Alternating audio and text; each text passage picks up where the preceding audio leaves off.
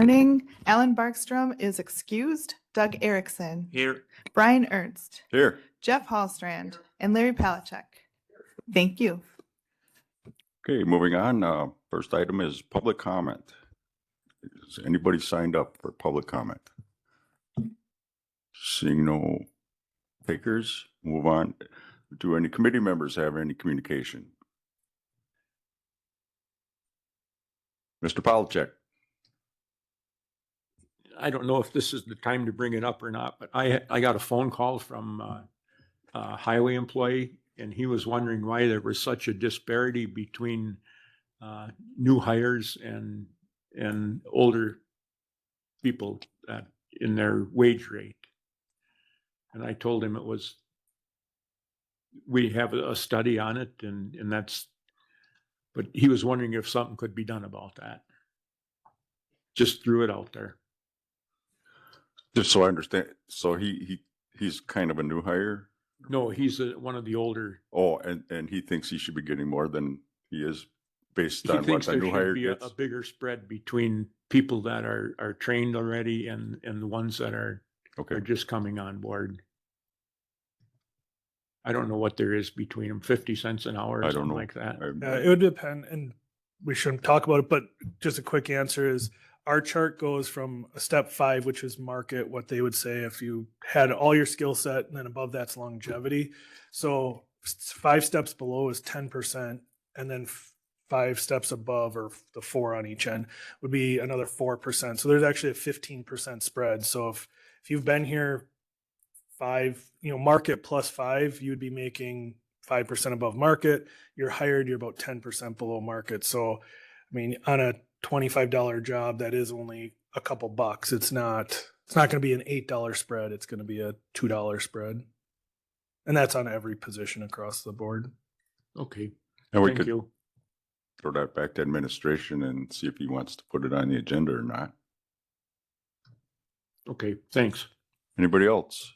I do, because we didn't put it on the agenda, but I recommend, you guys should look at, there was a lot of talk about how the fairgrounds was sold and to the Baracas.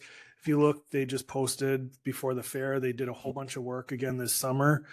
So again, what the board chose to do and distribute that property and make sure it's being upkept is working. They re-roofed the hog barn. Pig Pig both, hog, yeah. both. Yeah, I thought you said something. I didn't know you said hog. Oh, hog, yeah, the hog pig barn. They roofed one of the wings of the full barn. The church, if you've ever been inside it, it had a pretty wobbly floor. They jacked up that whole building and put in, I wouldn't call it a foundation, but pillars and new joists to level it out. So they re-leveled that whole building. They did a couple other projects. So just to be aware that they are continuing to work on the fairgrounds, and probably way more than we would have the funding to be doing. I agree. I think that it matters and we can't talk about it because it's not on the agenda, but they had $150,000 improvement thing, and I would assume they're over that by a long shot. Yeah, so part of the deal was they had to invest at minimum of $150,000 within the first 5 years, but it could not be on rodeo equipment, so like chutes for the bull riding or things like that. But it didn't mean if they added grandstands, that would count towards it. So we had some provisions of it had to be useful for the whole property rather than just a specific event. We have not collected the $150,000 in receipts, but just based on all the additions, all the changes, I believe they've hit that. I'm working with them. We kind of said just wait till we get closer to the end and we'll just do it in one fall swoop. So it's on record that they met those expectations. between the new roofs, they rebuilt the addition that was torn down due to the flooding, I believe. Grandstands alone, I think we're over 100 Gs. So I think Auction ring, I mean, that was substantial. Now they're fixing the church. This is all stuff for the fair, not necessarily. exactly. So without getting any further on a non-agenda item, I'd say they've met or exceeded expectations already. Okay, if there's nothing else, we'll move on to minutes from our last meeting, July 10th. Looking for a motion to approve. Motion by Polachek, second by Hallstrand. Any comment, discussion? Hearing none, all those in favor of approving the minutes signify by saying aye. Aye. Any opposed? Motion carried. Treasurer's report, Renee. Good morning. Everyone had their financial report and treasurer's report in their packet.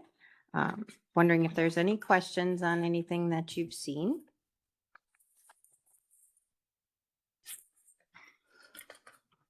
PMA investments, we had worked together to ladder some of those funds, so some of those are coming due. Trying to improve on what our interest is. So the funds are still in there. They're just structured a little bit differently, working with them to ladder those funds. So in case we need them. And then of course, tax settlements are coming up soon. So those funds will be going out shortly. So if there's no questions on the reports, I would also just give you a little update on the NREM. After our last meeting, we did take 3 properties in our court appearance after our last executive meeting. So there's a total of 20 parcels that we will be having our online at Wisconsin Online Surplus Auction. It's going to be sold in 15 lots. We have 2 that have multiple parcels in with the lot. And with that, our CMAs, our comparative market analysis that we requested from realtors, RE/MAX won that bid, and they are currently working on those CMAs, and they are due by August 25th. And that will give us our starting price for our auction. Without revealing the cost of the CMAs, were they within our, what we figured they were going to be? It wasn't that expensive. It was what we figured per parcel approximately. Yeah. That's just all I was wondering. Yep. Yeah. Yeah. We only had one bidder, so it was, we put the proper bids out. We actually sent anybody who had a brick and mortar in the county, we sent out the packet directly to, just because this is a new thing. And then we had the one bid we opened up with the bids being due, would you say the 22nd or whatever, The CMAs are due on the 25th. the 25th.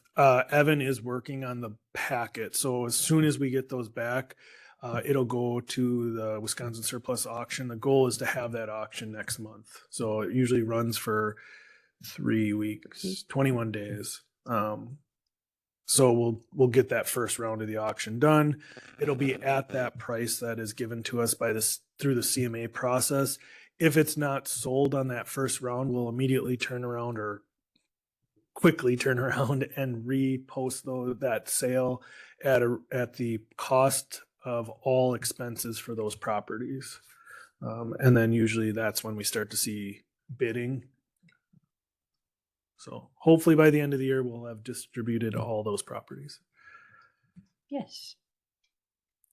And the last thing I have is we are going to have an in-depth demo with T-Tech, which is Transcendent, that new software, on August 28th. So they will be here in person for the majority of the day, going through all the various with the tax piece and real property lister, zoning, all of those things.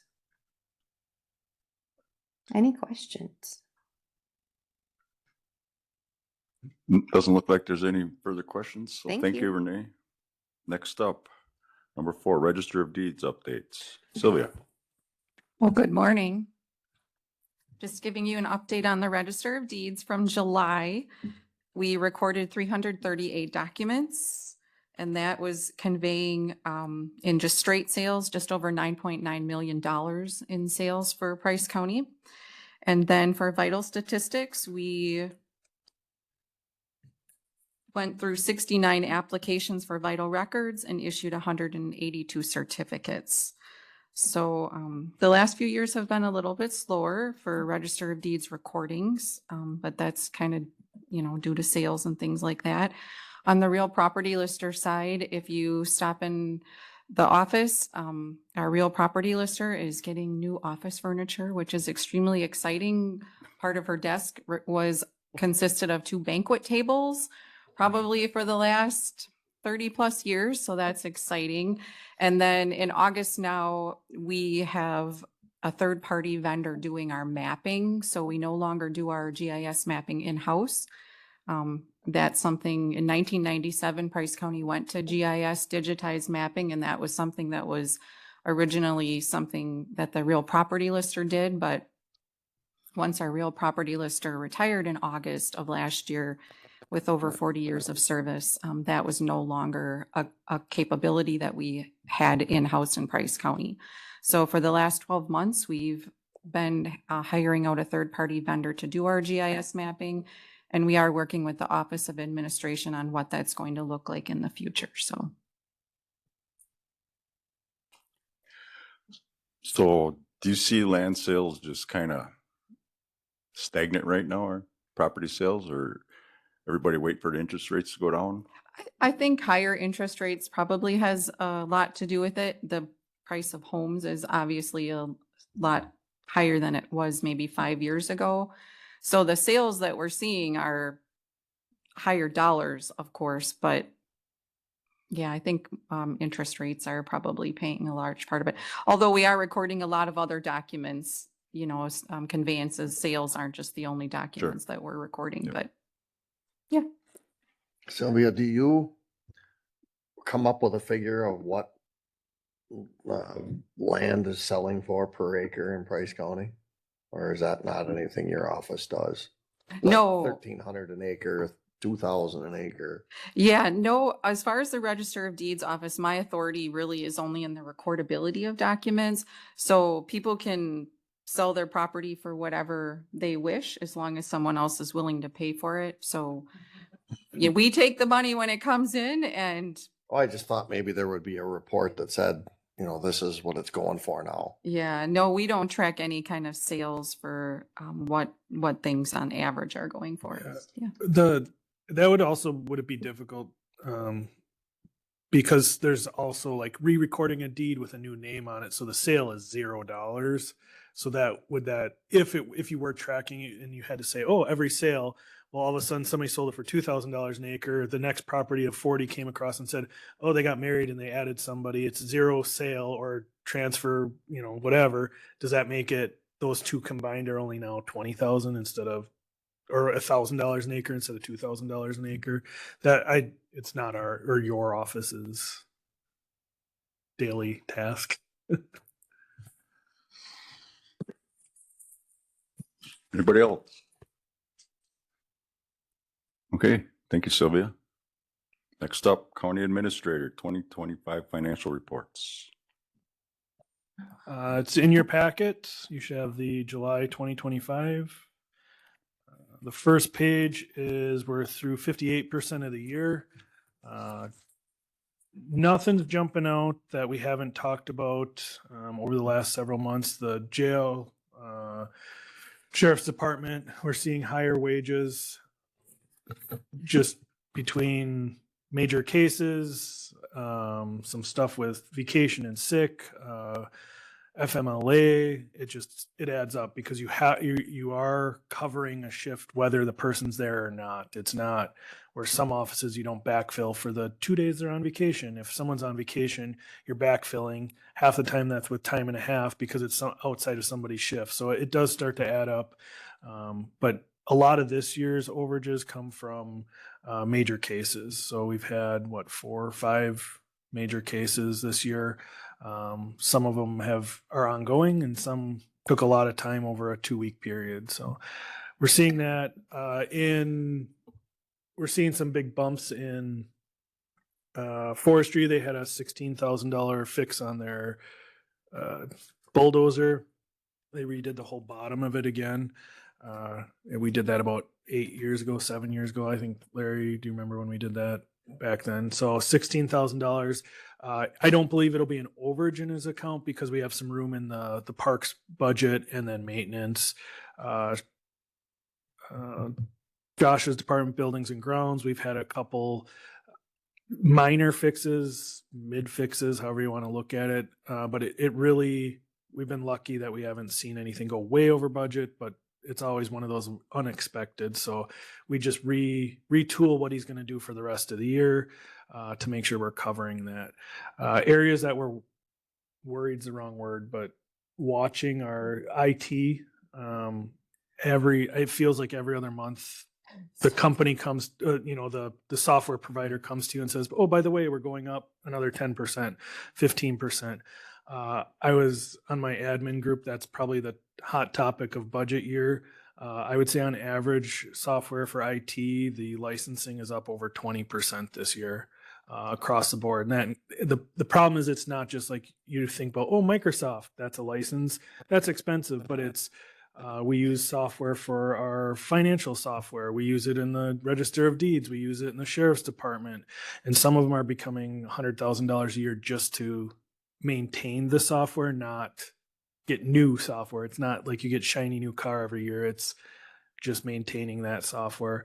And that doesn't include the hardware. We have $1 million project that we're going to do next year, or hopefully if you guys approve the budget, through TJ to just maintain our hardware that runs the software. We're seeing a lot of, again, TJ talks over my head. I really try to keep up, but the VMwares and the VLANs and the V virtual servers and the server something, and every time you change, it's not cheap. And it's a requirement, right? We're 8 years behind on servers because we buy it and you run it till it's done, but then all of a sudden technology changes. So that's one we're really watching. We know it's a big hit on our budget, which we'll talk about later. Health and Human Services. Could I ask a question Sure. first? Go ahead. Actually, a couple. Sheriff's Department backfilling. We should know at least approximately what vacation load they're going to have. And so we should know what it's going to take for backfilling. So is that time and a half incorporated in the budget? It is. It's just this year it's been those major cases have really pushed it in a different direction. It is, if you follow admin, we are starting our negotiations for the union contract. It is one area we're going to address so that we can better clarify how vacation and sick is used. And if you get called in for somebody else, we still pay you, and it doesn't become a comp time, flex time issue, which should help that budgetary issue.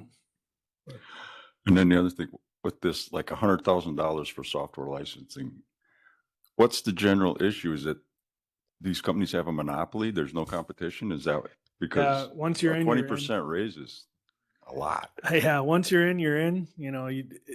Like for Microsoft, the only thing we could do is go to Google Suite. Well, it's great for the first year, but then you're in it and they go, oh, by the way, we're going to catch up to what you were charging over here. Again, the technology is great. They maintain.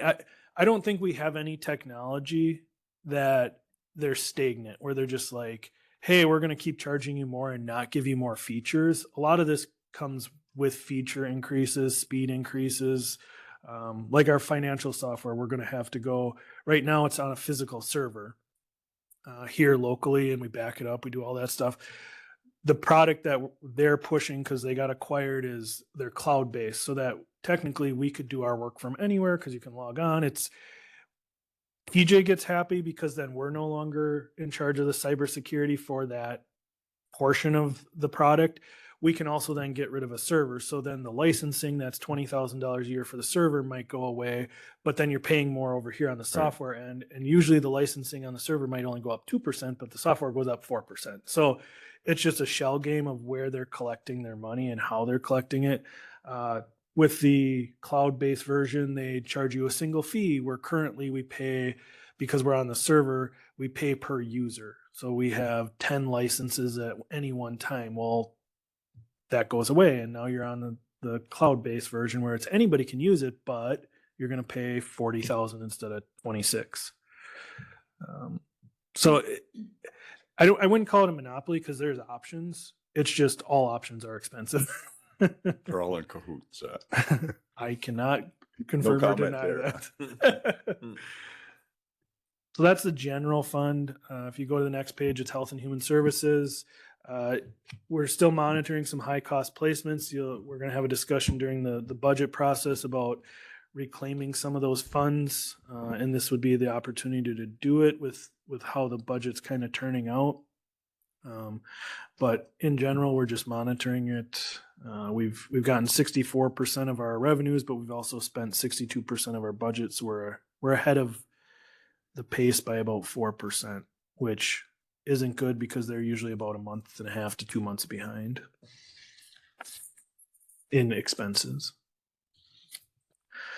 Other funds, biggest one to talk about here is highway, which we'll talk about again in next year's budget. We allowed up to $3.1 million in projects. It looks like we're going to do about $2.78 million in projects this year, which is good, which allows us to do some unique things with yellow equipment. And we talked to Roger going forward how we want to handle that. But they're doing projects. They're moving along, which within budget, so that's good. Petty cash or petty cash, Price County cash is not petty cash. We have $12 million in the bank, which is about $4 million less than last year at this time. Again, we were holding on to a lot of cash for projects. Big projects got finished, so we distributed a lot of funds last year. We're collecting taxes. I believe we've done average, no more or no less that have been delinquent or certificate. Did we collect normal, I guess? Oh, did you not run certificate yet? Oh, okay. No, certificates aren't done until September. Okay. So it felt like a normal year. There wasn't a lot of calls or anything scary there. Sales tax, we've collected $508,000 so far this year. May was $11,000 more than last May. So we did good there. One area to review with sales tax is if you're following the state budget, they made in the next biennial budget, there'll be no sales tax on electricity. So in the summer, individuals paid sales tax. So if you look at your electrical bill, there was a sales tax that is going away. And if you get the Forward Analytics emails, they made a report on it. It's looking to save Wisconsin citizens 187 or 178. I can't. I'm opening it up right now. 178. So it's reducing sales tax across the state by $178 million for households and businesses. So there won't be tax on electricity. So they Forward Analytics did a report to say what that'll affect each county, because we no longer will get that sales tax, and that's $178 million. For Price County, I was surprised it's only approximately $6,000 in difference. So I would have guessed more sales tax on electricity, but it's $6,515 estimated difference.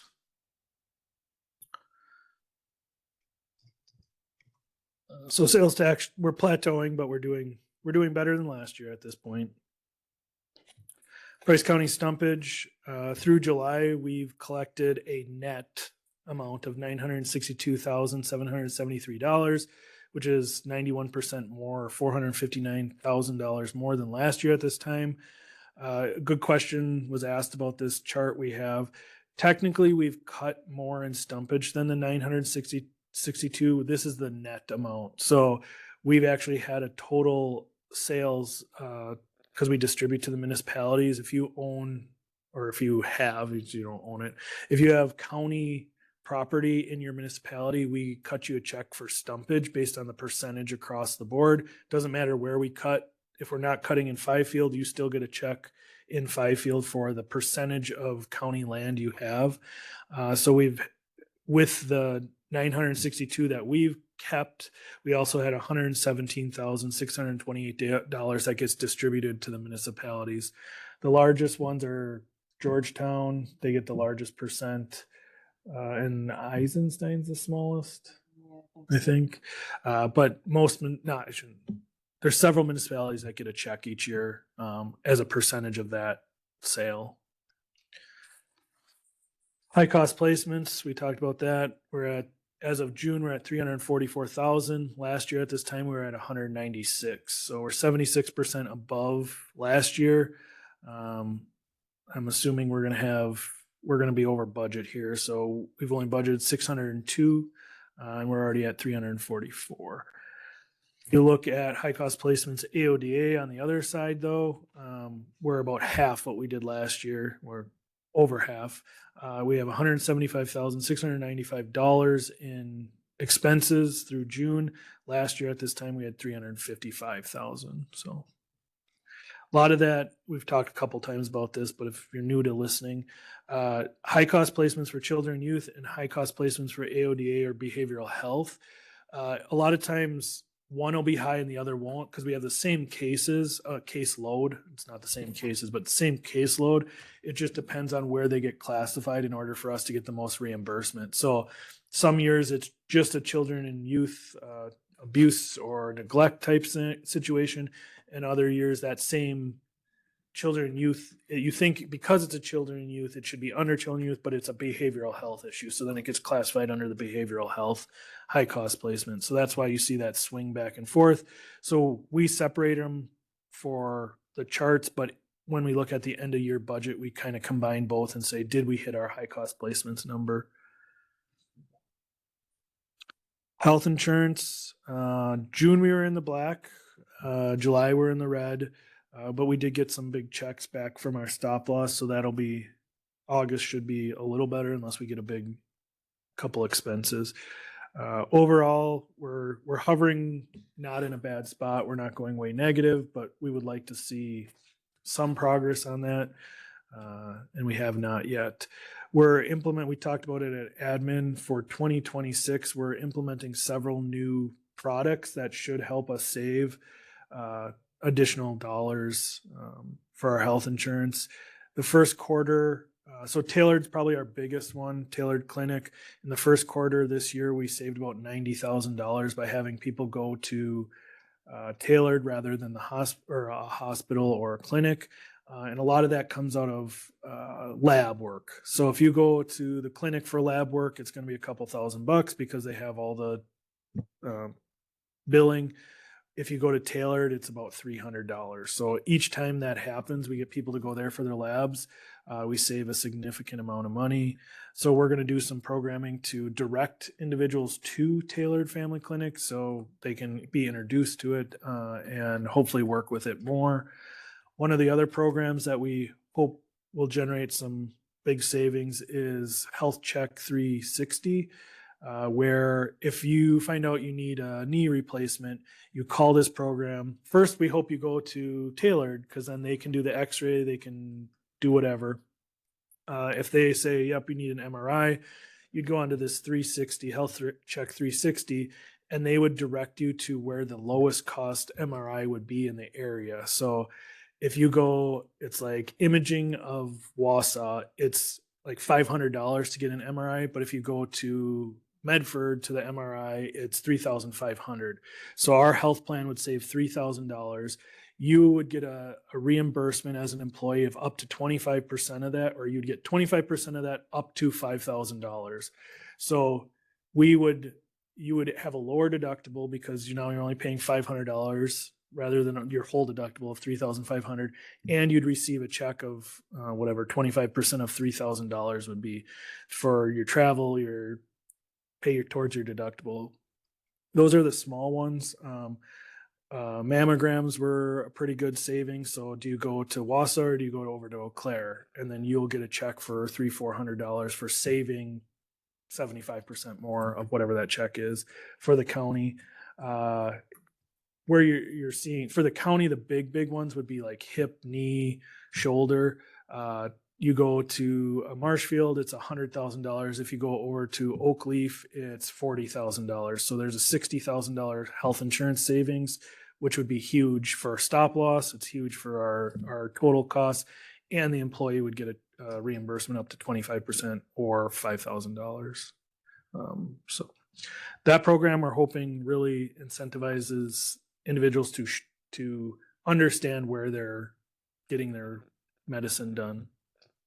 We also implemented, or we're working on signing the paperwork for an international RX or global. It's called Global RX. And what that one is we have some high cost medicines that cost about $20,000 a month that we have individuals taking. If we sign up for Global RX, they can get their medicine outside the United States. And the one that's $20,000 would actually go down to about $6,000 a month, which would be a $14,000 a month savings, which is $155,000 for the year. So that one, again, huge savings if we can get the program up and running and get the employees to understand where the money's being spent, because the more they spend, the more they help save, the cheaper the insurance continues to be, rather than having to do increases. So those are the big changes we're looking at with insurance. One sheet that we've added, or a couple sheets, is the Forestry and Parks profit and loss year to date. So if you look at that chart, the thing you'll notice is this year we're up quite a bit going into this month, and a lot of that comes from the pre-sale of campsites. So we talked about it at Forestry, we're about $31,000 ahead of last year at this time. But if you look at when those sales came, it was when the product opened up to reserve your site. So we had like 3 months in a row where we had like $9,000, where the prior year we had like $300 in people staying at the campsite. So we believe that'll even out towards the end, but we're seeing positive feedback from that sign up. We're seeing that people from out of town are more willing to come because they know they have a spot. We have about half of our spots that are reservable. The other half are still, if you're a local, you can run out there with your chair and set it up the week before and reserve it, or first come, first serve if it's a weekend. But we separate each park out for you on that report. That's all I had for 2025 financials, unless there's questions. Okay, any questions? Hearing none, we'll move on. If it's okay with the committee members, I'd like to move agenda item 11 up ahead of the rest of them, so our veteran service officer can get back to work. Any objection? Okay. Should have got a copy of the resolution in your box. It's regarding the Veteran Services DAV Transportation Van and Veteran Service Commission. Resolution to approve an agreement for the use of a Veteran Service DAV Transportation Van. Now therefore be it resolved that the Executive Committee recommends the authorization of an agreement between the Price County Veterans Service Commission and the Wisconsin DAV to offer transportation services for Price County veterans that have medical appointments at the Iron Mountain VA, its clinics, or community care appointments authorized by the Iron Mountain VA facility. Looking for a motion to approve. Motion by Hallstrand, second by Polachek. Discussion. Just a note, Alan has joined the meeting. I saw him come on earlier. Good.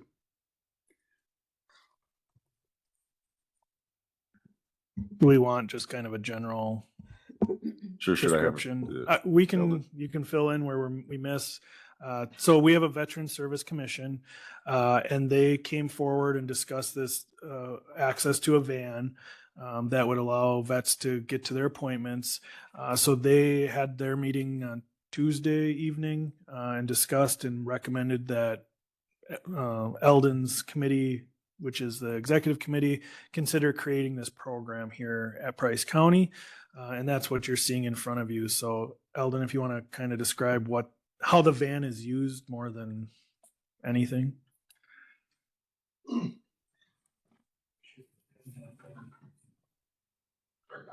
Yeah, green button or green light. Yep. Okay, so basic rundown is DAV purchases the van as a nonprofit organization. They donate it to a specific VA based on who we recommend. I'm recommending Iron Mountain because that's where the majority of our veterans go. Um, the VA then insures the van. They issue a gas card for the van. The van is located in our county for our use, so we take possession of it. And it's, as long as it's stored in a secure facility like the normal building next to the Phillips Police Department or here next to the Sheriff's Department. Maintenance is done by the VA in Iron Mountain, or if it's unsafe to drive, we can use approved local federal vendors. We're looking to find up to five volunteer drivers. It's a 100% voluntary position. They don't get reimbursed for time or nothing.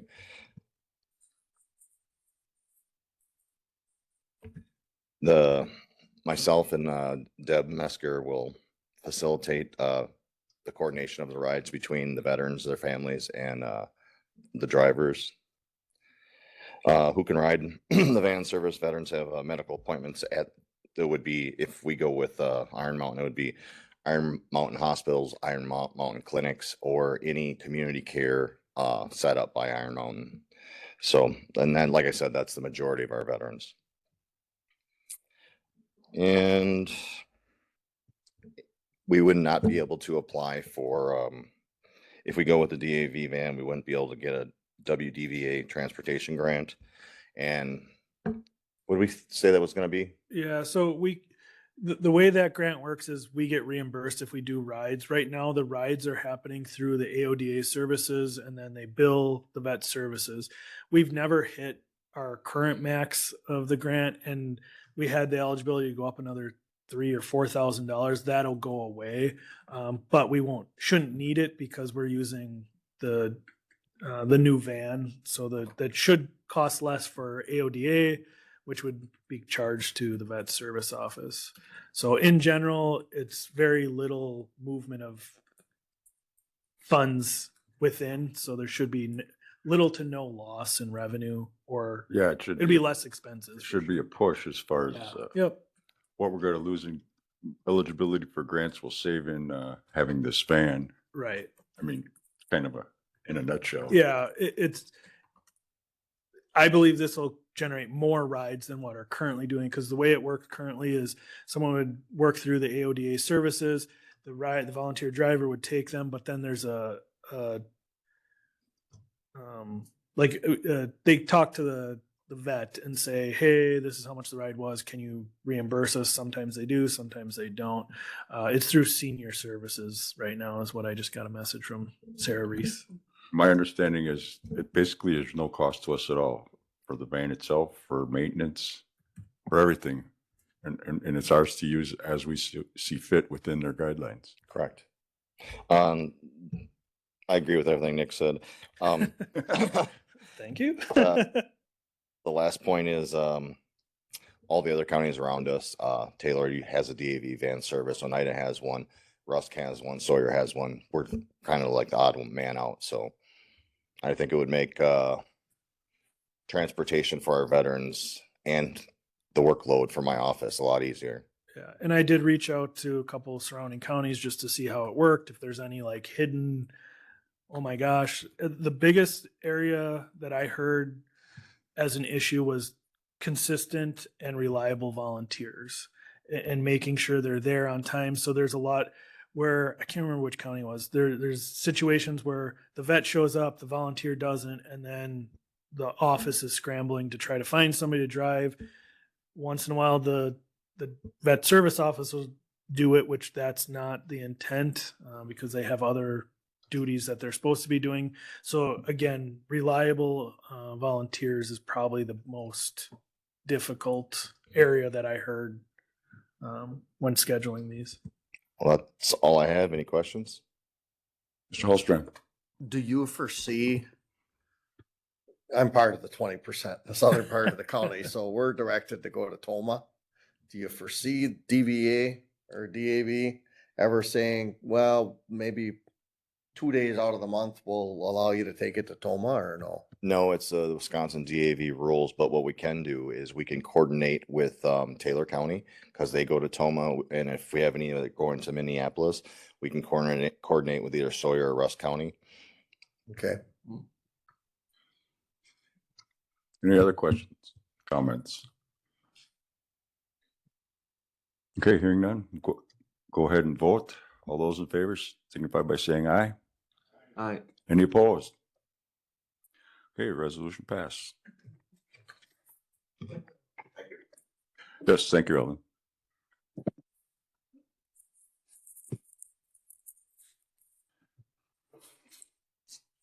Okay, next up, go back to item number 6 regarding ad hoc committee on county opioid funding.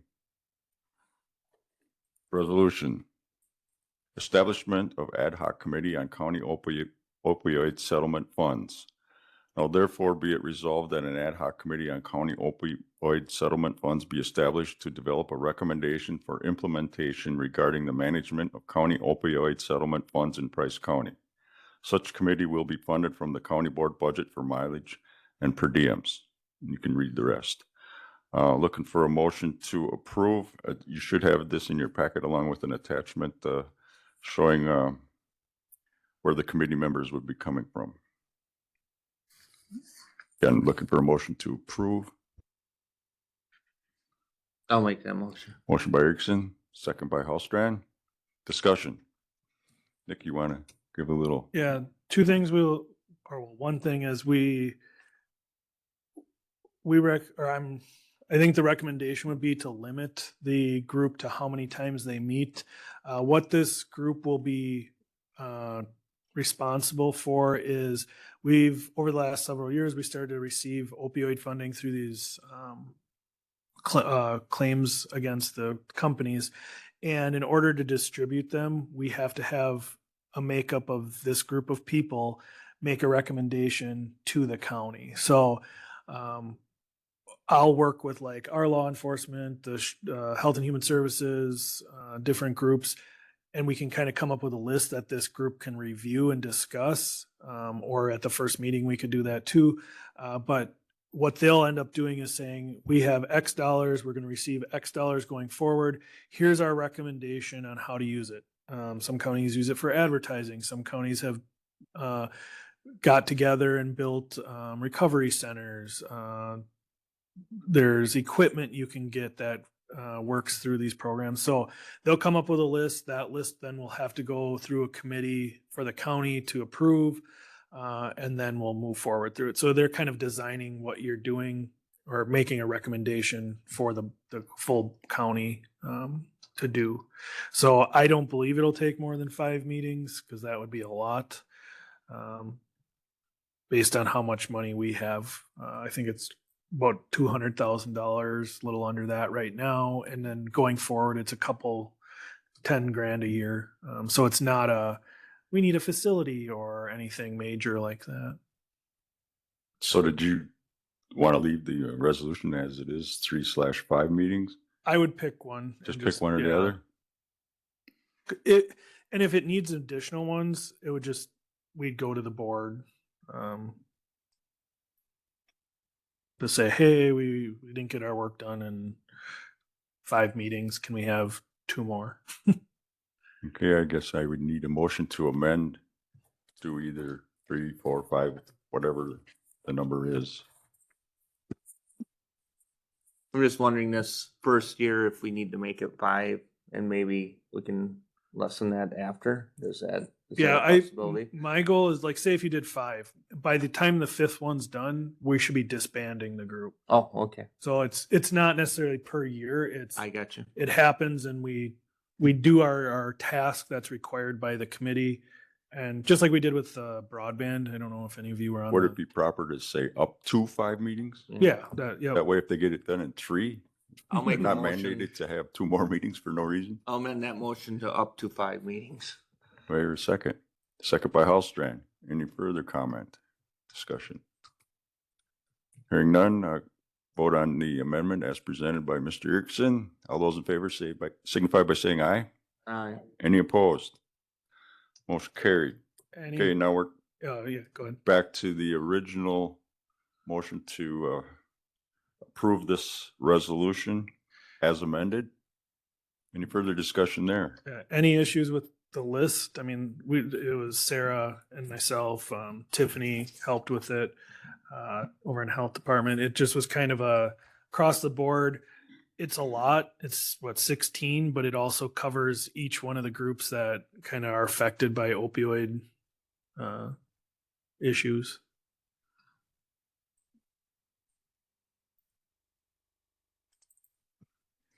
Okay. Move on, go ahead and vote. All those in favor of approving this resolution as amended, signify by saying aye. Aye. Any opposed? Motion carried. Item number 7 on the,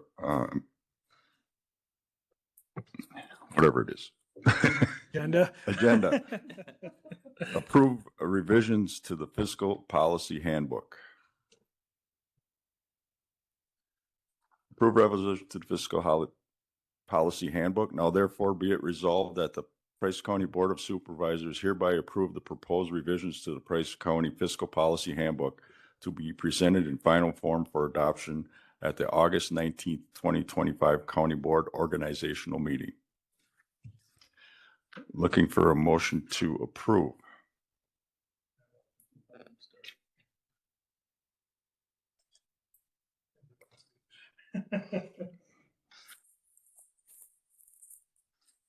Looking for a motion to approve.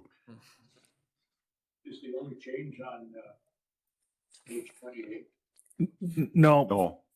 page 28 and 42 are two areas we still need to discuss. So the resolution will be whatever's attached. So we'll attach the final one. There were other changes prior to this meeting That you guys had. you had approved. already approved. I don't remember what they were offhand, but it was like there was several. We did it two meetings ago where we went through it and had a whole bunch of yellow areas that we updated. It was just now we have to get it to the full board, but during those approvals 2 meetings ago, we missed 2 spots or didn't get final clarification. Seems like we did talk about it because I brought it up then and I'll bring it up again. What kind of a valuable promotional item are we gonna get for $2? That's why that one still was undecided. Yeah, I recall discussing it. Yeah. We just didn't get a new number. Okay, so Still we're need a already motion. discussing it, but we should have had a motion to approve and seconded. Moved by Polachek. Do I hear a second? I'll second it. Second by Erickson. Okay, So further discussion. yeah. So we need to look at page 28, promotional items. Like Mr. Hallstrand said, we had discussed it, but we never finished what that looks like. This one's hard from our standpoint to say what a good number is or how to manage it because it can get sticky. If you said, cool, we're buying a bunch of pens, that easily falls within the $2 per item. What I don't think you want to do is get a too big of number. So then all of a sudden it's like, you go to these conferences and they're giving away backpacks or bags or, I went to one yesterday, it was a pickleball set. Like, yes, it can be a promotional item, but I don't think that's our intent. Where we see the issues wrong, where we see the fiscal number problem is the sheriff's department, like the little canine dogs. They're more than $2, but we also sell them for a profit to go towards the canine. So But they've also done mugs. mugs, we've done Really? shirts, they've done Yeah. 31 bags. Yeah. So it's So do we need some kind of further language in here to say if it's just a giveaway, We just need set a number, and if it's something like that where you're actually selling it, it's That- less of a problem. less of a. We could I- say Could that. do that. Yeah. And then maybe we keep it at $2 because a lot of it's like those squeezy stress ball Right. type things. So Okay. $2 might be the right number for all those. And then we'll just come up before the full board. We can come up with a sentence that just says if it's a logoed item for resale for or donation or promotion. raising funds, Yeah. Fundraising. Thank fundraising, you. it's not included in this. We It's don't have to excluded. put a total cap on it? as far as what the tolls? No, because we, Um, like, when we buy the pens, it's $40, like, but it's per item. Yeah. Maybe that's a better way to approach it. Keep the $2 per item, and then we'll put for fundraising items. This excludes fundraising sale items. So then you could do the t-shirts, the mugs, We want to put in there who has the authority to approve those, so we know. approved through Office of Somebody should be Administration. looking at what the price is before they actually spend the money. Okay. We can do that. Yeah. Do we want the administrator to, that, We just Office of Administration, one of us okay, checks it. so So They're do we writing need to down amend it? with we will, that we'll verbiage do in them there both right if now? we have to, page 42, there's an either or if I looked at it properly. So we can do them both, well, at the same time when we make the amendment. Cause there's 20. on page 42 of the Right. policy we haven't discussed yet. Do you want to read what you wrote down there Yeah. for the amendment? We're not making it yet, but just so we No, know. that's fine. And to include language. Yes, we're gonna amend the fiscal policy to include language, $2 per promotional item. And which would exclude fundraising sale items. Those will be approved through the Office of Administration. Right. That sounds good to me. My question is, how does sheriff's department get away with spending more than $2 in the past without? Because we've always looked at it as it's like So the it was never dog was for considered a sale. promotional item at the, Right. Is it a promotional or is it a fundraising item? And this will just clarify that somebody needs to Okay, check it so yep. that we don't get out of hand and go buy a Corvette with a canine on it and try to sell tickets for it or something. $10 tickets. Okay. Any more comments regarding this promotional items change? Okay. Yeah. We'll move on to bidding procedure for certain county investment. You want to go over that a little bit? It's in that handout on page 42. Yep. So there's a yellow section and a green section. Yellow is the original, green is updated. Yeah, so it's an updated is what the green would be. And where we've been out of compliance or out of fiscal handbooking is when we have CDs that come due and we have a ladder. So every 3 months we'll have CDs come due. In the past, our past practice without following this was the treasurer would get bids. We would say, yep, they're the highest bid, put that money back in and keep it going. Where technically we should have brought it to the committee every time for approval. I think we had a meeting prior to that a couple of years ago where it was like, we don't need to see this every time. So that's why we kept doing it. We just never updated our procedure. So it wasn't that we were not following what the board's wishes were. It was, we didn't have a policy that updated what the board was seeing. So you're putting it into writing what's actually being done now. Correct. Yep.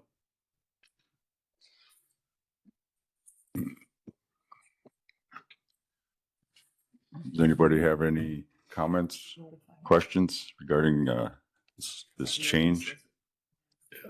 So in there is a section that you guys still get notified. So like just, it won't be on the agenda, but in the monthly report, notification that more CDs are due or coming due. So you're not left out of the loop.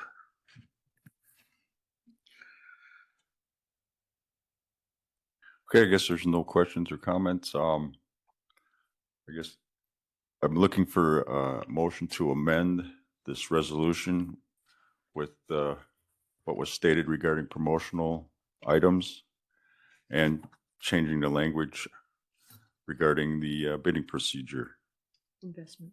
Motion by Polachek, I'll second it. second by Erickson. Any further discussion? All those in favor signify by saying aye. Any opposed? Very good. Amendment passed. So now we'll go back to the original resolution. And I guess we're looking for approval. as amended. Any discussion? All those in favor signify by saying aye. Aye. Any opposed? Motion carried.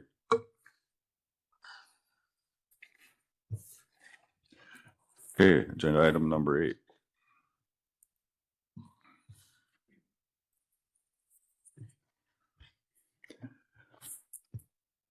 Resolution delegating the authority to enter into settlement agreements with opioid defendants to the designated Price County officer or officers.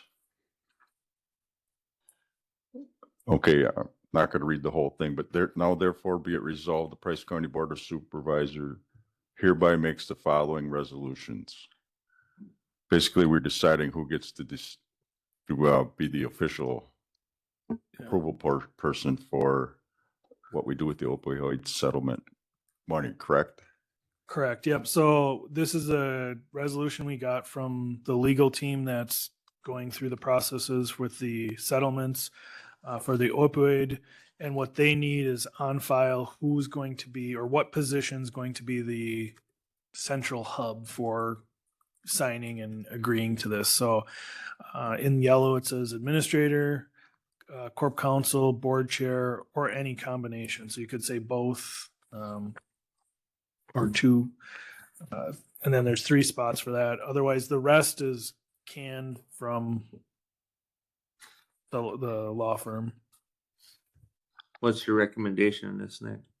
In the past, it's been my position, but I think the first year when Bruce Jilko was here, this is when this all started as the chair. It was the board chair to get it all going, but that's also difficult because if they're not here on a daily basis and paperwork comes in, it, depending on the board chair, if they're here or not. Brian's very available, so if it was him, fine. Corp counsel, same thing. Most counties are doing their administrators just because then they can work with corp counsel or whoever if needed. Okay, I'm looking for a motion to approve to start with, You could approve with one of the terms so you don't have to do 2. so we don't have to do the amendment then? Yeah. Okay, I'll make a motion. is there a second? I'll second that. Motion by Kolacek, second by Erickson to approve this resolution inserting the administrator as the official Price County officer. Any further discussion? Okay, all those in favor signify by saying aye. Aye. Any opposed? Motion carried. Agenda item number 9. Election official and judicial officer shielding policy and procedures in accordance with 2025 Wisconsin Act 7 and 2023 Wisconsin Act 235. Now therefore be it resolved that the Price County Board of Supervisors does hereby approve the attached election official and judicial officer shielding policy and procedure, 2025 Wisconsin Act 7 and 2023 Wisconsin Act 235, effective April 1st, 2025. Nick, you want to go ahead? Sure, I can kind of explain. So, over the last couple of years, legislators have put in Act 235 and Act 7, which we need to have a policy and procedure in place on how we're handling those 2 acts.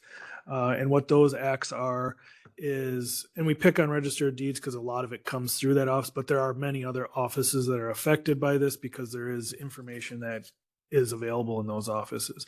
It's where if a judicial officer takes out the paperwork from the circuit court and says, I don't want be able to be searched through the Register of Deeds office or through the electronic files online, we then have to say okay and shield those searches. That would also include like zoning, any public records requests on something that would have their name on it for under Act 235 or Act 7. So we had an individual come forward and say, I want my stuff shielded. So we got together between zoning, Register of Deeds, Treasurer's Office, Corp Council, board chair, myself, clerk was there, real tax lister was there, a couple, one or two more, but we came up with a procedure on how the county should handle those requests. And we decided that the best way to do that is everything goes through our corporation council, and then we have a SharePoint where if something comes in, it goes into the SharePoint. We all get notified to look at if we have those records or that type of record, and then we shield it.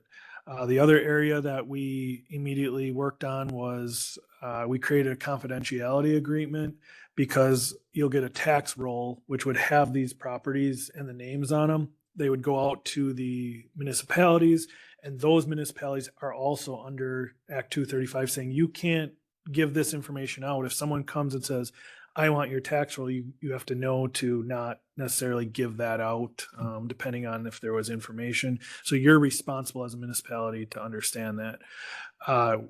We have most municipalities and assessors have returned that confidentiality. We had some that are still going through their committee or reviewing it. But in general, it's just we're following the state law saying we have to protect this information if requested.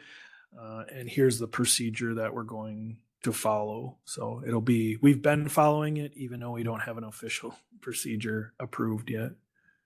Okay, thanks. Looking for a motion to approve this resolution. I'll make that motion. Motion by Erickson, second by Polachek. Any further discussion? Okay, hearing none, we'll go ahead and vote. All those in favor of approving the resolution signify by saying aye. Aye. Any opposed? Motion carried. And this will be a living document because they just passed an updated Act 235, Act 7 last week, I think it was. The governor signed it last week. So that changed a lot of the for the better in this case, because it was follow-up legislation to clarify what some of the stuff meant. But we may have to review that and make some changes, then it would come back as an updated policy and procedure. Okay, thanks. Item number 10. Town of Wooster Elk River Terrace Bridge and Culvert Aid Request. Now therefore be it resolved that the Price County Board of Supervisors hereby approves the Town of Wooster Elk River Terrace Bridge and Culvert Aid Request. Fiscal impact $16,000. Municipal tax levy estimated. Looking for a motion to approve. Motion by Polachek, second by Hallstrand. Any further discussion?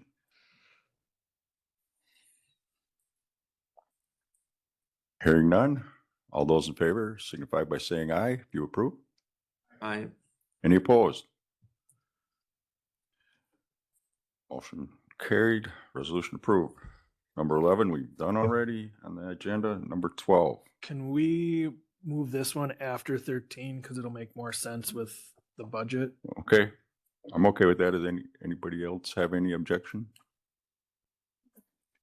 No objections, so go ahead. We'll skip 12 for now and go to 13. 2026 budget. Everybody's favorite time of the year. So Carrie's been working very, very hard on getting the budget packet ready and trying to get a balanced, as close to balanced as we can, with some questions on how we want to move forward to the committee. So our first draft of the 2026 budget is available. And if we kind of go through it, the first page is the summary page. That's the one that most people pay attention to because it kind of tells you a good summary of everything that you need to know. Last year's tax levy. So the first line was $13,392,335. In order to find out what our tax levy will be for next year, we have to take out the library, the bridge, the debt, and then personal property gets added to that, which is a state formula thing. And then if you see the next line, it's taken right back out. So 77 goes in, 77 comes out. We also get a thing called a utility adjustment. This is the final one. And this was a 4-year thing, a process. The first one was like 10,000 and the rest were these $2,173. And this was like if a utility closed in your region that you got a credit because you're no longer getting funding for it. It was $20,000 over 4 years. Net new construction, we had a pretty decent year, 1.2%, which is 92,000. The hard part is it's not that we gained 92,000. We actually only gained 17,401 because of that personal property offset. So really the decision you guys are making is do you accept net new construction at 72,000 or 92,000, which would increase our base levy by 17,000. If you don't choose to accept the 92,000, it actually goes down by whatever 92 minus 17 is. So there you go, 77. We don't have a lot of budget assumptions. In here, there's no cost of living increase. However, our wage scale still takes place. So this is where longevity, everybody below step 5 gets a percentage, everybody above step 5 gets a percentage on their anniversary. So we still have to cover those costs. The reason this is one of the first years we actually had to put it in there as what we're covering is we have, as of Tuesday, we had 100% of FTE positions full. So it's the first time in a long time that we are not recruiting any full-time employees, where for several years we were recruiting between 3 and 15 at any one time, which then that's a lot easier to cover these steps because somebody who's been here 10 years leaves, you hire somebody at step 1, you save $10,000 a year. Well, when we're retaining, which was a big goal of ours. We're retaining employees and their knowledge. So this is where we have to cover those steps compared to prior years. Health insurance renewal, we have not made an adjustment for that yet. We did cover some of the shortfalls that we had prior years. But again, there's an increase here too because we have 100% of FTEs full. So we know who is and is not taking insurance. So that the budget assumptions increase is 204,000. Some of the operating items across all departments that we adjust so that we can cover that 204. Those will eventually have kind of a list if you want to review it, but it's very little this year. We made 27,000 worth of general little adjustments where it's a 5,000 here, 2,000 there, 1,000 here. So nothing major. Shared revenue, we're seeing an increase in that. That's a state payment. Sales tax, we use some of that because we've traditionally been under budget with sales tax. And then see Appendix B, which is a nonprofit, we reduced that by $325. So through those adjustments, we saved made $109,000 worth of adjustments, which if you look at it, doesn't necessarily cover the 204 in wages. However, the net new construction, those offsets, that's how we cover the total 204. Where did I go here? 204. Okay. So next year's 2025 max allowable tax levy is $7,873,636. So that's the number we have to hit with operational costs. Right now we're hitting that, but that doesn't mean that's where we're going to end up because there are some additional things that we'll be reviewing over the next couple months. So then the next part, the debt service levy, there's a summary on Appendix C, the full data is on Appendix C. This is the summary. Last year, we did $4.96 million in debt. We're retiring some of our debt because we paid them off in full. So we retire one of the highway loans for $300,000. That's the $103,000 payment. The $400,000 over 1 year construction loan is $404,000 is retired. We have debt payments for multiple projects that got retired of $733,000. The construction loan that we've slowly built up, $3.1 million, that gets retired. Another highway loan for $15,134. it was a reduction in final payment because you paid it early, so the interest was less. So that's where that came from. I got a question on Yep. that, retirement of debt payments for the highway or from January of 2023, 300,000. We talked about last spring, we talked about doing something different with that. Have you looked into that? Yeah. Because that's like, we retired this one, but now in We the get past, another we've one. always Yep. gotten another one for 300,000. Yeah, and we did not reduce that or we didn't like pile it up, go, okay, do that over 2 years, so it's 150. That's something we could do.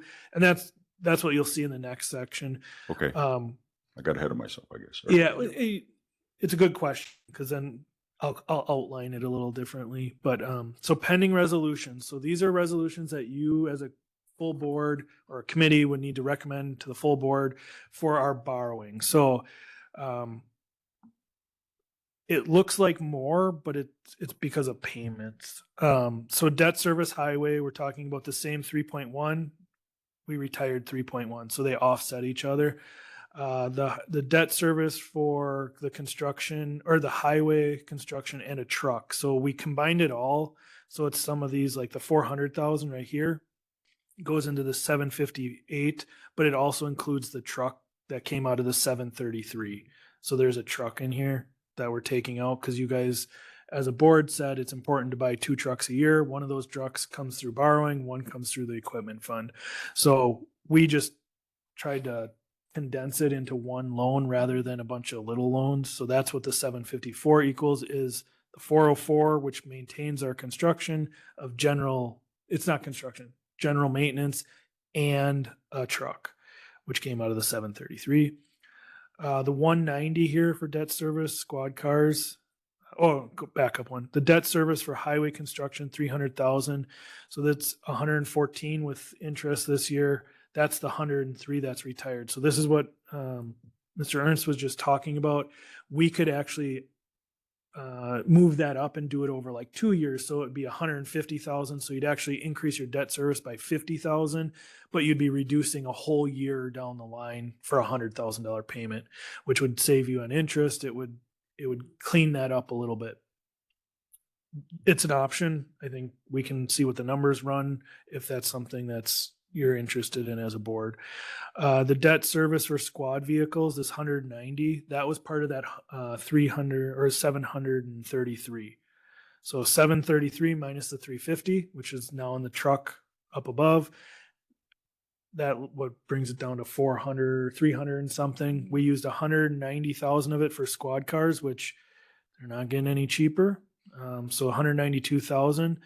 And then the remainder of what we had left, we put in this $850,000 multiple year loan for IT. 1 year, but it's actually 5 years. Yeah, this is Should be 5 year Yep. on this IT storage. So we're getting to the point where projects are very large. And so it's really difficult. We can still look at the number and say, if we do 850 and rip the Band-Aid off, this is what the levy goes up. Or we looked at it as you guys tried to keep the levy as close to zero as possible. So that's a 5-year loan to do IT. IT is always something it's not a truck. It's still depreciating asset, but it's not, you're running the truck into the ground, it's gone. The IT is probably a 10 to 12 year investment. It's a little bit different, but that's the one that we said would probably be the most advantageous to spread out. The other area why it's so expensive is we always buy as much upfront service as we can. So it's like half of this price is just the maintenance that we talked about. So we're prepaying that service agreement of, if it's $50,000 a year, we said we want 5 years. We actually asked for 10 years. They wouldn't give it to us. We want a steady cost today. We'll pay you upfront for the next 10 years of service agreement. So I think we ended up with 5 plus 1 is what it ends up being. So 6 years of service agreement. So we won't have that up and down of 15% based on the service agreement for that hardware. That's why IT costs so much, is really it's the hardware, but then the service that goes with it, all the upgrades every year. But we try to buy as far out as we can. The next one's I would say the optional one. And this one, Carrie and I had a lot of discussion about, and I think the reason we put it in here is because of what the numbers look like when we get farther down the sheet. We have had some high cost placements which go over budget, and that just takes right out of your fund balance. And so you can't get that back just doing your operational costs. So in the state statutes, it allows you to borrow for any court ordered high cost placements. So because of the way the numbers kind of shake out at the bottom of the page, we're recommending replenishing those high cost placements that we've gone over in the past, those court order ones, so that we're not in a pinch 2-3 years down the line when we may need to use our fund balance. And then all of a sudden you got to borrow twice this or 3 times this because you waited too long. Is it feasible to still do this, but can we discuss instead of 400, Yep. 200 Yep. or 300? Yeah, we chose 400. It can be less. The reason, That for a variable?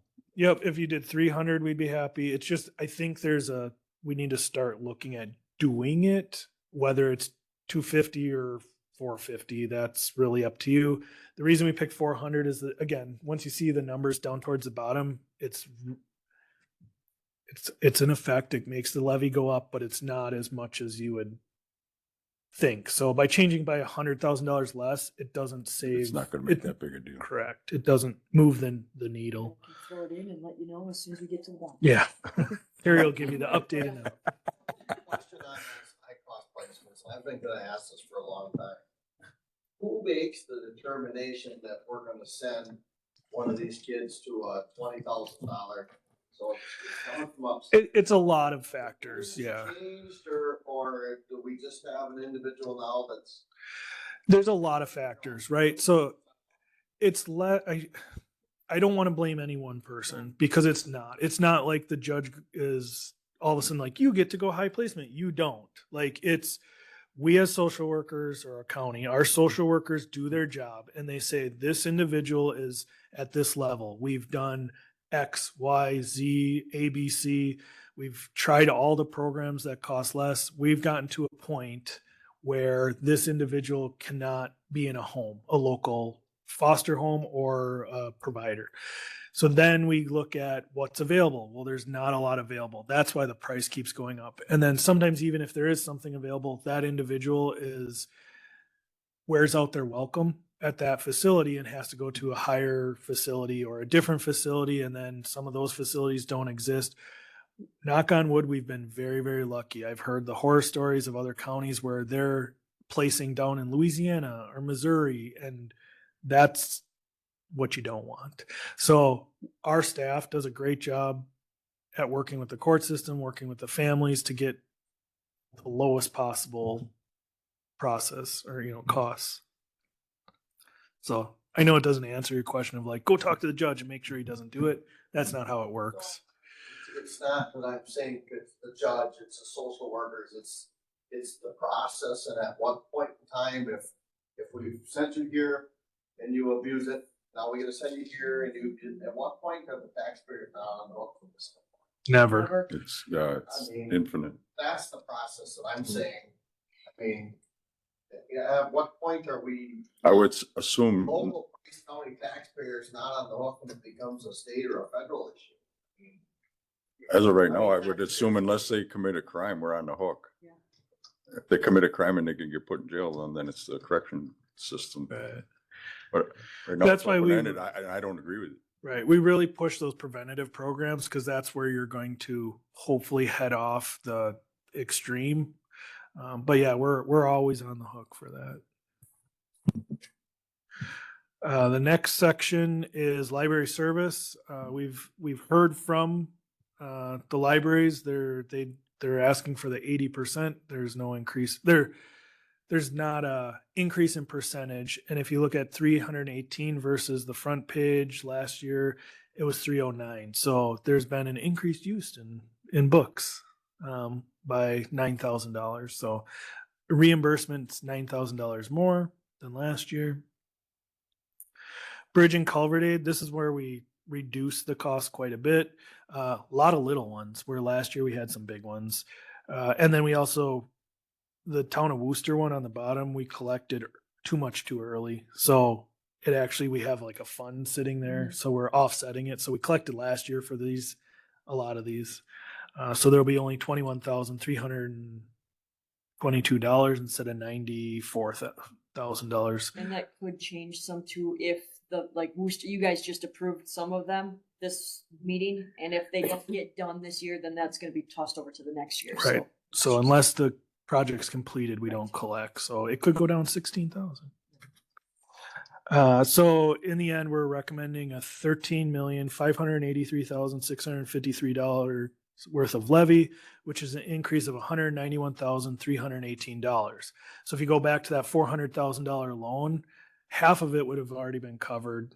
So if we said $0, that levy actually goes down by $209,000. And most of that's bridge and culvert aid. So if you look at the next section, our operational levy goes up 0.71. Our library levy goes up 0.07. Bridge and culvert aids where it goes down quite a bit, negative 2.39. And then our debt actually goes up 3% with a total increase of levy of 1.43. So again, that's where we came up with the 400,000, and then also pushing out TJ's is we tried to keep it under that 2%, 1.5% mark. We can, yeah. So for appearance sake, We're going up 1.43 but levy. if we reduce that 400,000 to 200,000, it'd be 0% base roughly. Correct. Could be. It's not a big monetary savings, but Yeah. on paper it looks good. Yeah. So then, so right now, what we're putting forward is approximately 1.43% increase. Things could wiggle, things could move on the top, changing that slightly.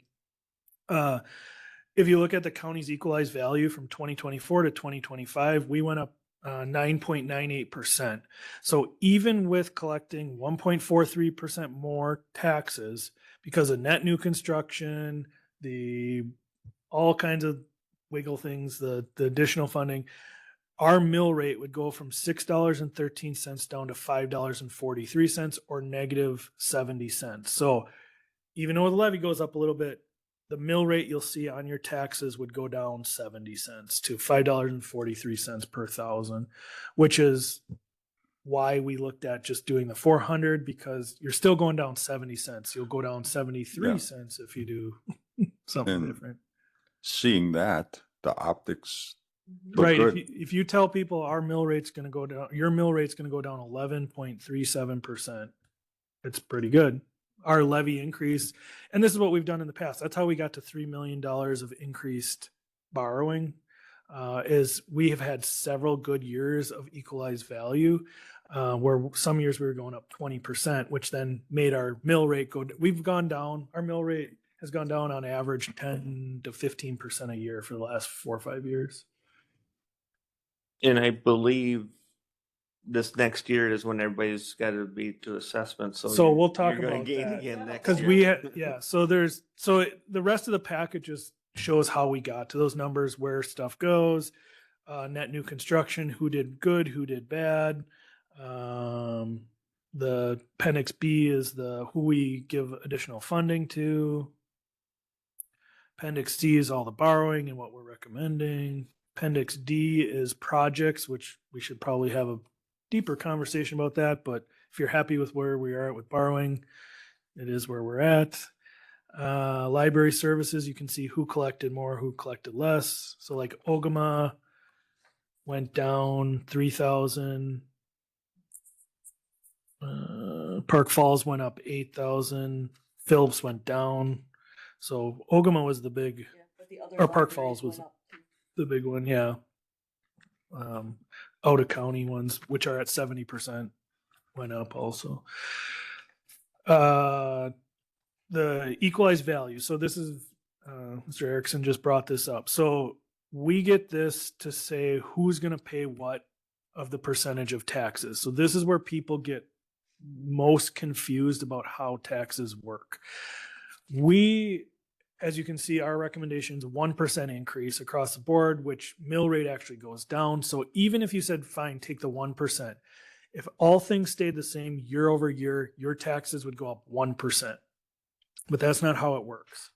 How it works is we get a new equalized value from the state. The state decides. It has nothing to do with your assessor, has nothing to do with what we say. The state looks at all the sale of property and goes, does this area look like it needs to be adjusted on why it's more popular, meaning it's worth more? The equalized value is higher. Once we get that number, that's how we distribute the taxes. So last year, Worcester got a big increase, right? The state came forward and said, wow, there's all these sales in Worcester. Their equalized value should go up 10%. I don't know what the percentage was. That made them go from a percentage of our taxes up by 2%. If you look, and I'm about to show you this in a second, this year, everybody else around them equalized value went up. And again, if you took no changes, your taxes should have been 1%. In this case, Worcester goes down in how much they're going to pay of the pie because the equalized value went up in Lake, Elk, Fifield. So they're going to pay more of the pie. So when people get their tax bill, they go, whoa, mine went up $1,000, but it had nothing to do with actually raising the levy. It had to do with the state saying, you just live in a desirable area, you're going to pay a bigger portion of the pie. So Carrie was awesome and went through and looked at the last 3 years and provided a sheet for everyone. And there's two things that this sheet tells you. So if you look at the first box, it says 2025 assessed value. Anybody that has blue means they're being reevaluated. So this is what you said, Mr. Erickson, that there's people changing. Where we're getting frustrated here at the county is we're hearing assessors tell people that they're reassessing that your taxes are going to double. Your taxes are going to double. That's not true because your reassessment tells you, are you comparable to your neighbor? Has nothing to do with, are you comparable to the municipality next to you? We've already gotten an equalized value, which is this third column. So it says compliance, assessed value, equalized value. This equalized value, we already know what portion of the taxes we're going to tell each municipality they need to collect. So if you look at, are you Prentice or Village Apprentice? You're Prentice. Prentice this year is going to collect or pay 3.36% of that $13 million that we're establishing. Last year, they paid 3.29%. So if we did nothing, even if we had a zero, Prentice's taxes are going. Siri just said she doesn't know. Prentice's taxes are going to be, we're going to collect more from Prentice's properties, but we're going to collect less from somewhere else. Right, so on your tax bill, county would show higher. So tax bill, your county percentage will go up, even though we said a 0% and we're looking at 1. So that's where people get really misunderstanding. So that's step one, right? We already know what you're going to collect as an equalized value. And I made Worcester was a good example. This year, their portion of the pie is 13.56%. So their property owners will be distributed 13.56%. I don't know how it's going to be distributed because they're being reevaluated, but they're going to get a piece of the pie of that $13 million of 13.56. Last year, they were 14.26. So they're already going down 0.75%, which is a big chunk when you look at the overall. If you look back 2 years, so we had 3 years, they paid 13.17. That's why their taxes last year in Worcester went up $1,000. They're $800 a property because their portion went from 13% of the pie to 14% of the pie. Plus we increased the debt. Now they're going down 13.5. So Worcester residents should see a collection difference of less. Now the next step where some Worcester people won't see, most likely high value properties that haven't been reassessed for a long time, is they're being reevaluated. So now we've distributed 13.56% of the pie to them. They then have to wait till their reassessment's done to decide what their mill rate of distribution is. So right now that Lake House is evaluated at $300,000. Next year when the reval comes, it's going to go up to $600,000. That does not mean their taxes are going to double because their neighbor did the exact same thing. They went from $300 to $600. So it stays exactly the same. But if someone across the street went only from $100,000 because they were they're assessed at a closer to assessed value and they only go up to $110,000, their taxes are actually going to go down because the people on the lake will be paying a higher portion ratio amongst their peers within the municipality. It doesn't mean mine in town of Elk are going to go down because the lake person paid more. It's just amongst the municipality. So when the assessors are saying, oh, it's going to double, yep, your assessment's going to double, but your mill rate's going to go in half.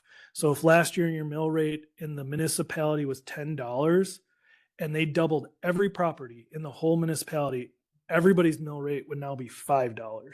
So you'd pay the exact same tax bill because it was half, you doubled, it goes down. So we created this page so that we could start educating the towns, the villages, and the assessors, like, be cautious on how you're approaching. Yes, your assessment may double. That does not mean your taxes are going to double. Now, we don't know what the schools are going to do. We don't know what the tech schools are going to do, and we don't know what your municipality is going to do. Those are all going to affect, but those aren't affected. The municipality's taxes are only affected by assessment, and that's just how it's distributed and who pays. The school tax is the equalized value, but it might only be the three municipalities, because you don't cover all the municipalities. The tech college, that's everything. The library and bridge and culvert, that's not everybody. So that, again, little wiggles there. But this is a really good sheet to show that it's the state that's really affecting how much your municipality pays. The assessor or assessment tells you how much you're going to pay against your peers. And then the other thing is everybody in the third box, if they're green, in the second box, if they're, what do you call that? Red, pink, or in the first box, if they're tan or blue, those are all out of state compliance. So you have to be within 10% of your equalized value as your assessment is. So we saw year over year for the last several years, like a 20% increase in equalized value. Assessors didn't assess a 20% increase on your assessment. They kind of left it. They did little adjustments based on sales. It doesn't keep up. So within 5 years of any time you're out of compliance, you have to reassess. So that's why we're seeing a whole bunch reassess this year. But everybody else within the next 2 years, because 3 years out, the only one that wouldn't have to do it in the next 3 would be Fifield, because they did it in box 3. So they have 5 years from box 3, which was 2023, to reassess. So again, a lot of misinformation. That's why when we go up 1%, you'll never know on your bill we went up 1%, because there's so many other levers that pull after that 1% that we're not the only factor there for an increase. I plan on talking about this at the Towns Association meeting, which will be good because then it'll get all the municipalities to understand there's a lot to it, and it helps get the word out. And the page before this does have a lot of explanations of what you just said. Summarizes what I just said. Summarizes. Does that answer your question, Doug? Oh, Does it help? I mean, is it? no, I just know that a bunch are happening, that number is gonna be changing. Yeah. So that's when, our mill rate's going to go down, no matter what. If everything stayed the same, the mill rate's going down that 70 cents. It's just who gets distributed the $13 million. So if Worcester's 13% of it, you're going to pay over $1 million as a municipality for the county. We're going to collect over $1 million. I guess the key is it's complicated and everybody needs to understand it's not necessarily the county that's raising the taxes if your tax bill go up. Well, I'm mentioning it because I see what happens in the treasurer's office when bills go out. I believe all those people should call and go, oh, my tax went down this year. Because I do believe Worcester's should see an adjustment. Last year it was rough. Worcester probably saw the biggest gain, but they saw a 1.5% increase in what the state said they should be collecting, which is really a big change. So now the state's saying, 0.75 less, and they'll be reassessed. So I would say those high cost lots are going to pay more still, but they'll probably be less adjusted because they're also going down. So it'll be interesting to see the final number. Yeah. Anything more regarding the budget? Sylvia's got. Oh, I'm sorry. I just wanted to make a quick comment about that. And so I live in a municipality that is going through a reval this year. And I did actually meet the assessor on my way home one day. And of course, our office works very close with the assessment, so we understand it. And he was very good at explaining that your value is probably going to double, but that does not mean that your taxes are going to double. So he does a very good job explaining to the taxpayers when he meets them, and he understands it well, and has explained to the municipality how some of it works too, because it is complicated and people get excited when they hear that their value is going to double. That automatically means their taxes. So he is doing a very good job explaining it when he does meet taxpayers. So I just wanted to give a shout out to that assessor. Thank you.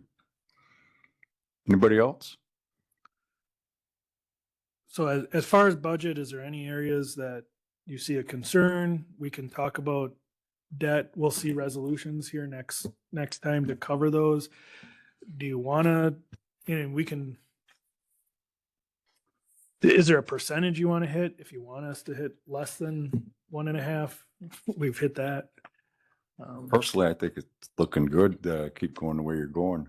Okay. I mean, Thank the you. rate's going down. Right, right.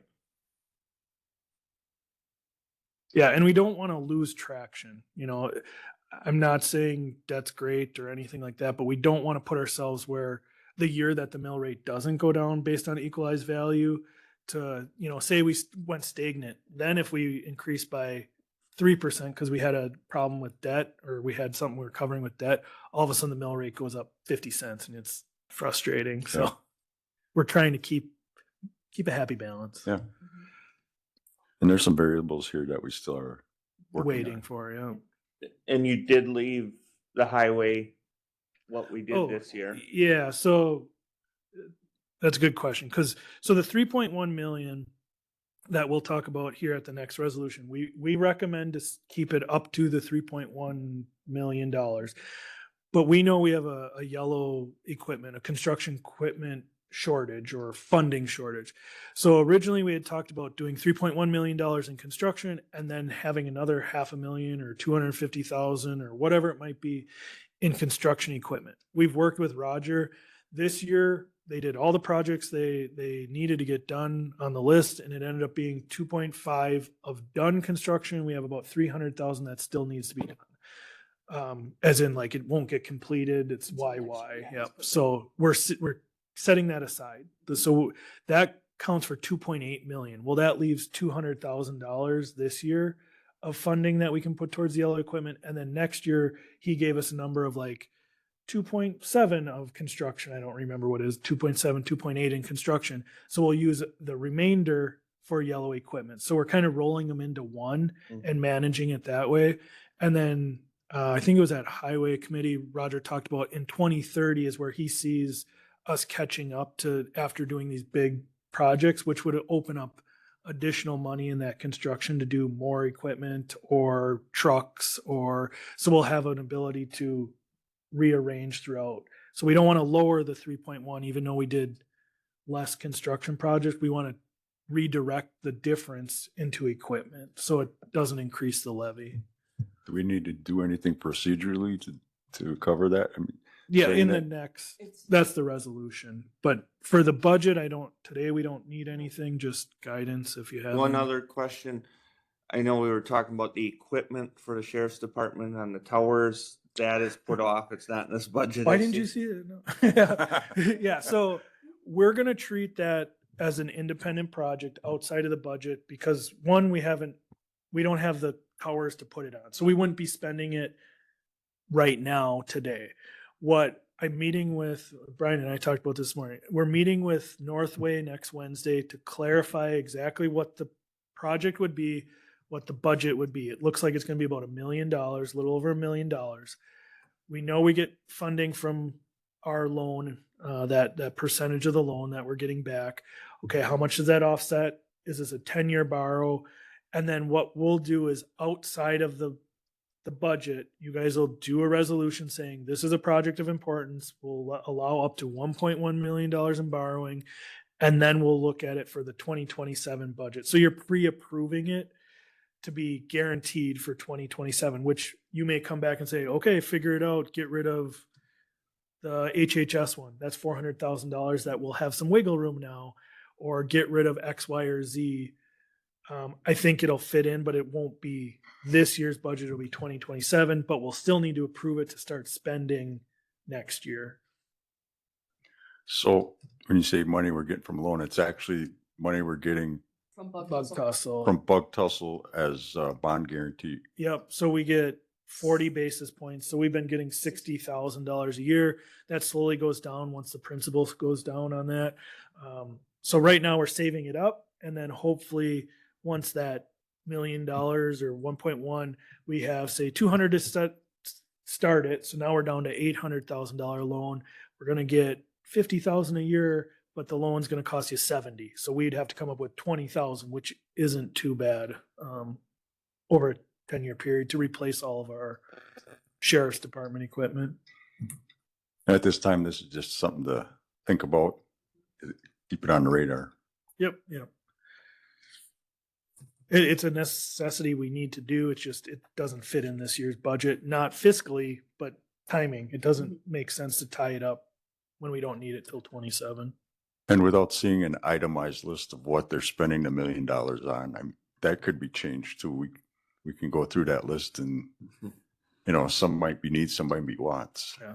I haven't seen the list, so I'm saying that's a possibility. The Dare Corvette car isn't a need. Okay, there's not a Corvette. Oh, it's a new Harley for the sheriff. Convertible. Yeah. Okay, any more comments regarding the budget? We aren't recommending anything today. This is just, Just the if first you one. guys have concerns or we're not doing projects you think should be done, that we should be looking at that, there is a project list in there that we kind of, it's appendix D. So like the T hangers, electrical panel in the courthouse, we're saying do it under capital improvement funds. So we didn't put it as borrowing. Capital improvement levy, that's like operational costs where a lot of it's buildings and grounds, furniture, ceilings, flooring. MDCs are computers that go in the squad cars, ballistic shields, fingerprint scanner, computers for IT. And then capital borrowing, we have the triaxle, three squad cars storage. And then the following page is a list of things that need to be looked at over the long period.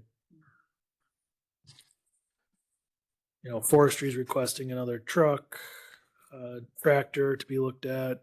We need a bulldozer eventually. But right now, that's probably not, unless you guys think they're more priority than the couple things we have. The big one was TJ's project. Get that out of the way. We're back down to a lot of little things that fit into one loan. Yeah, I'll withhold my comments for right now, but we'll talk about some things and then I'll bring it up with the. Okay. 100% clarified. Sounds good. I mean, we all have this wish list here, Mhm. but yet we're gonna borrow $3.1 million that was borrowed for new construction. And we'll say, oh, well, there's 250,000 left over, let's go to the highway department wish list and buy them something. Yeah, and I somewhat have a problem with that. the only reason we're doing that is because we could lower that loan, but then we'd just be taking out a different loan for the yellow equipment, which has been a priority. Yeah. On a list like this. They have their list too, but yeah, do you put it towards this? Again, I don't know how to, I mean, yeah. Because I know we need the equipment to do. Yep. stuff. And I'm not picking on, $1 million for net new construction. That's what I tell my constituents, we borrowed that 3.1 million for. up to 3.1. Up to 3.1 million, but then we're gonna, it's kind of like the brush down the track. Yeah. We Yeah, and underestimated our bid or overestimated, so we got an extra 150,000, let's go buy a piece of highway.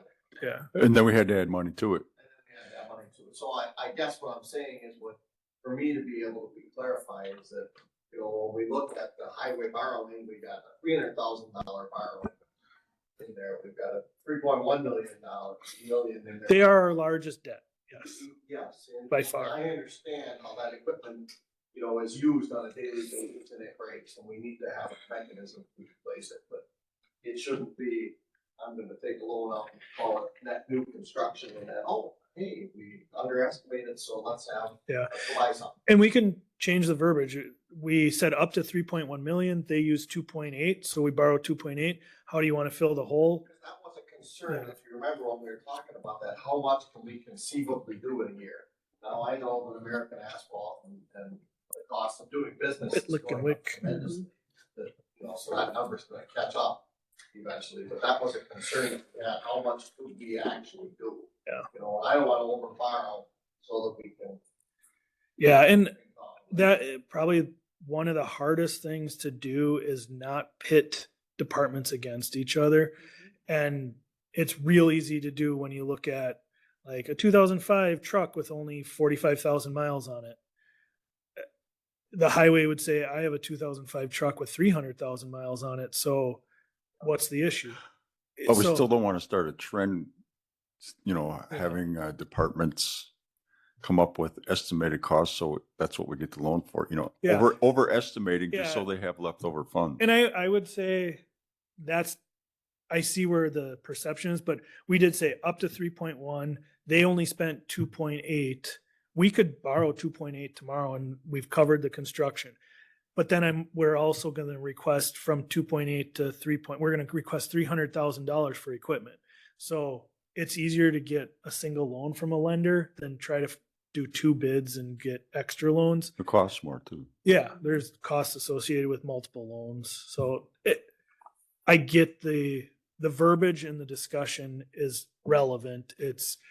I don't want to think we're manipulating people to say, oh, we're going to do all this construction. Let's go buy cool trucks or equipment. A lot of the equipment's used. Yep. And a lot of the equipment, we did this the first year we borrowed. We got it's not called a digger derrick. The Great All. Right. The Great All, because we knew that was a vital piece of equipment to even complete half of these projects, because that's where we do the culverts. So we've done equipment in this, and a lot of, like, one of them's a grader, right? We use the grader every time on these projects. The other thing you have to remember is that 750 for borrowing is not, I mean, we say it's construction and that's what we're using it for, but we took it from highways levy to cover high cost placement. Hi, Larry. Yeah.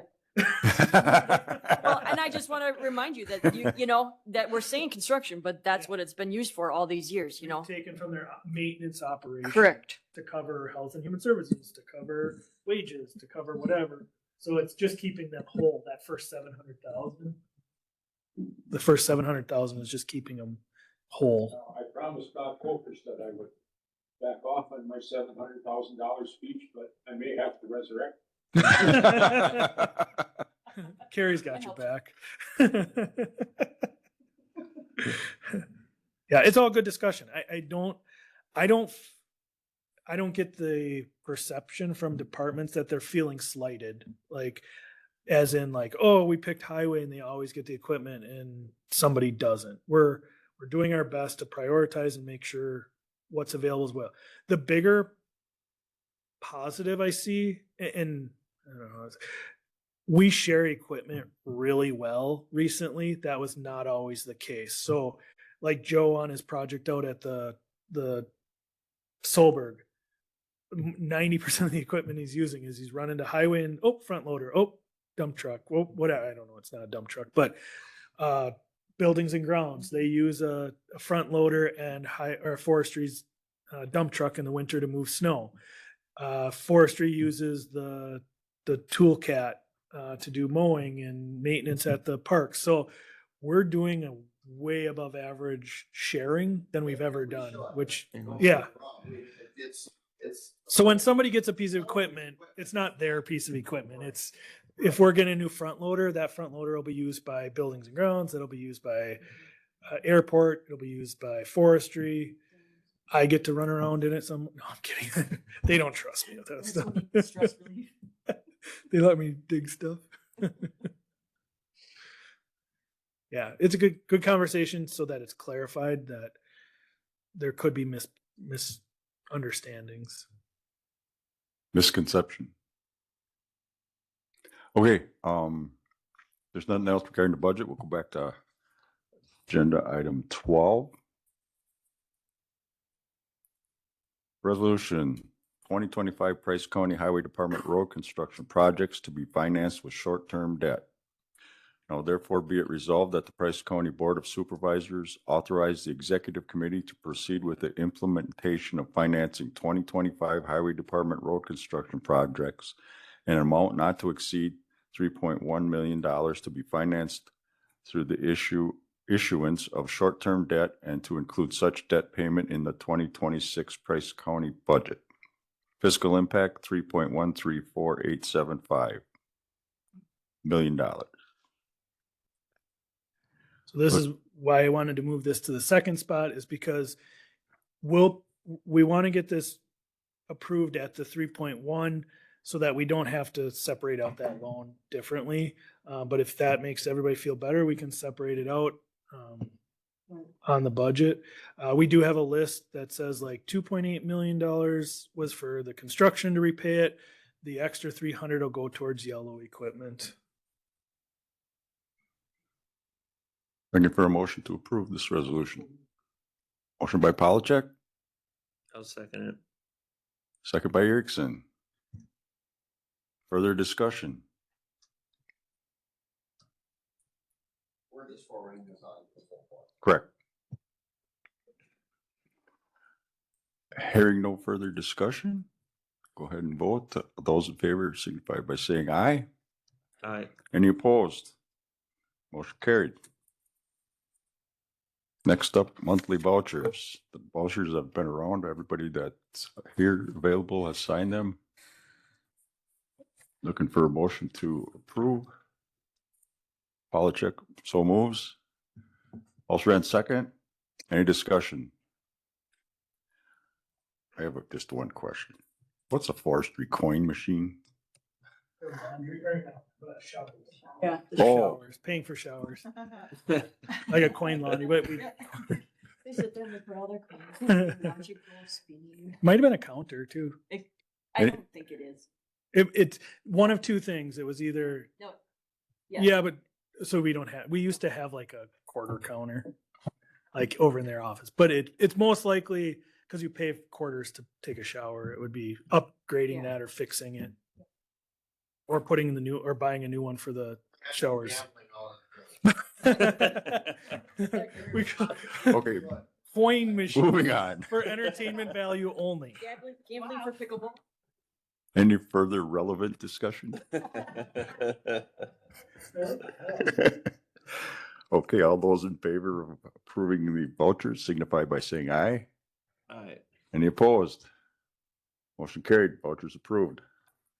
Okay, date of next meeting, according to our calendar, it is September 11th, 2025. As of this time, I'm pretty sure we're gonna have that meeting. Yep. Okay, now, next up, need to go into closed session, looking for a motion to go into closed session. Yeah, after we get, don't we have to have the motion first, though? Anybody? A motion. Motion by Erickson, second by Hallstrand. All those in favor, I'll do a roll call. Start Doug, Yes. Mr. Hallstrand, Mr. Polachek. I'm a yes also. We'll hereby go into closed session as soon as we take a 3 to 5 minute break. And we won't, for those online, we'll end the meeting and we'll come back. We won't start the meeting back up when we come back into open session because there should be no action besides forwarding the review on to the full board. Yep. Don't be